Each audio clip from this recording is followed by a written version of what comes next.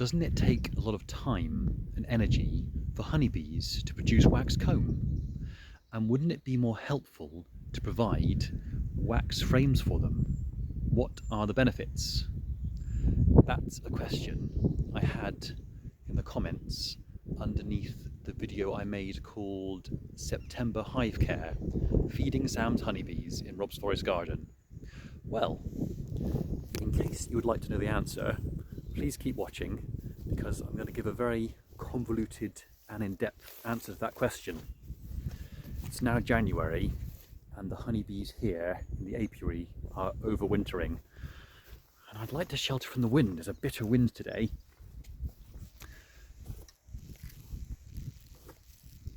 As any of you who've watched my videos will know, over the last few years I've adopted a different style of beekeeping. I'm more a bee custodian, and all my hives now are frameless. They're top bar hives, which means the bees are able to build wild comb hanging from the top bars in a style that they choose, rather than restricted to the frames, which means you can't extract the honey with a honey spinner as one might in so-called traditional beekeeping. There's a different method of honey extraction, of which I'm still coming to grips with, but honey extraction's a different matter, and there are videos on that under the honeybees playlist on this channel. But the advantages of allowing them to build comb themselves, I mean, it swings and roundabouts really. It's 6 of one, half a dozen of the other. I prefer to let them build wild comb. It's true it does take a lot of time and effort for them to collect nectar, to make honey, to make wax. I mean, bees have to collect, what is it? I think when they collect nectar, they have to reduce the moisture content from 80%, that is typically nectar from most flowers, waft it with their wings to reduce it down to about 16 to 18%, that is honey.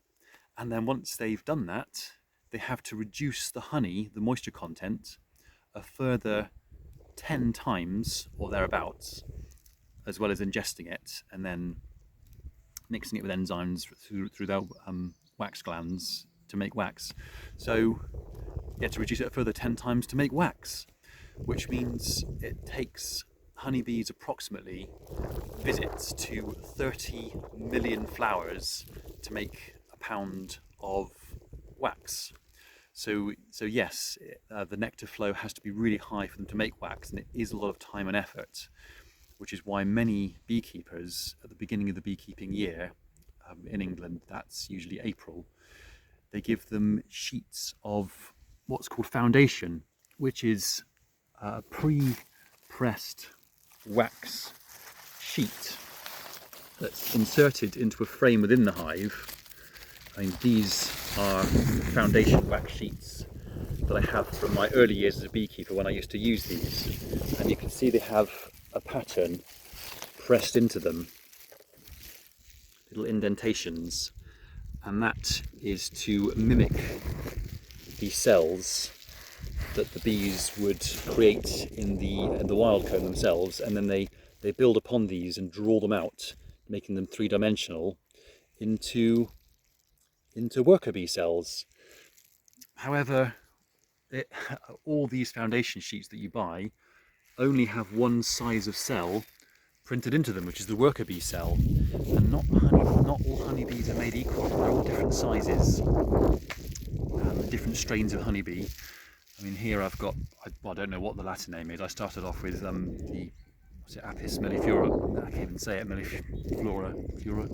Anyway, the quintessential stripy Italian honeybee with a buckfast queen. But now, if you've seen my video with the so-called killer bees in, my bees have been allowed to crossbreed with native British black bees, and I've got this weird hybrid which are very, very hard working but not very handleable, and they've got hairy bodies to survive the not so cold but damp British winters a lot better than the so-called traditional bees. But I don't handle the bees, so it doesn't really make a difference. It's only when I interfere trying to make honey extraction videos that I get stung. But that's a different matter and a different video. The thing is that these foundation sheets, the bees can only draw them out into one size cell and only make worker bees. not drones, not queens. So it's a way of channeling, like bottlenecking the bees into only making workers, which was originally considered a good thing because worker bees means more work and more honey. However, all worker bees does not make a healthy hive because they need drones. And it was considered for many years that drones, the male bees, did nothing but mate with the queen once a year, and they were considered useless.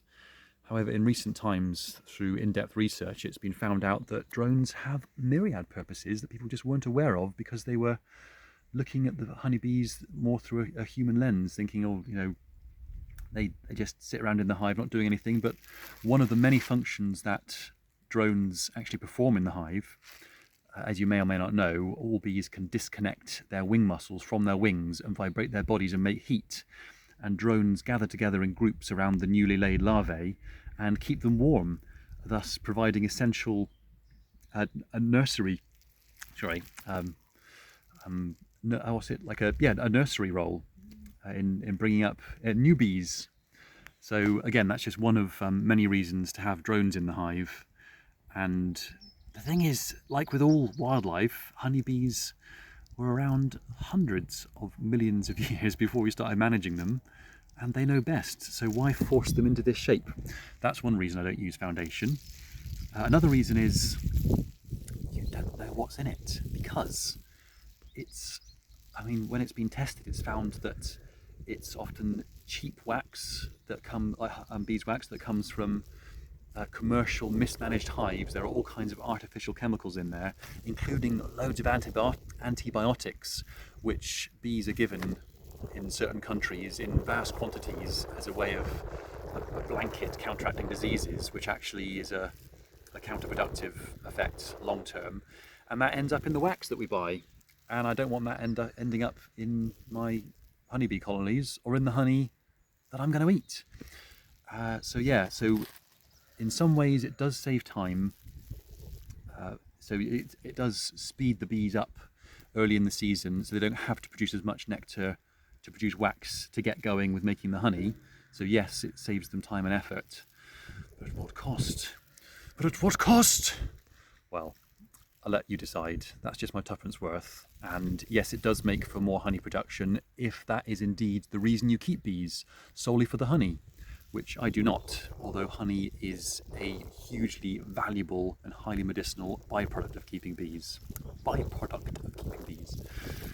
And but the method I keep them with now, it's an extensive approach. So rather than having 1 or 2 hives where I take all the honey once or twice a year, I have 5 or 10 hives where I take just 5 or 10% of the honey, maybe every other year.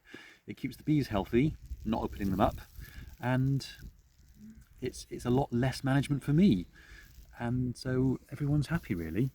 So I don't use these wax foundation sheets because I let the bees do what they know how to do best, building wild comb, hanging from the top bars, and it's not particularly in my interest or the bees' interest to do so.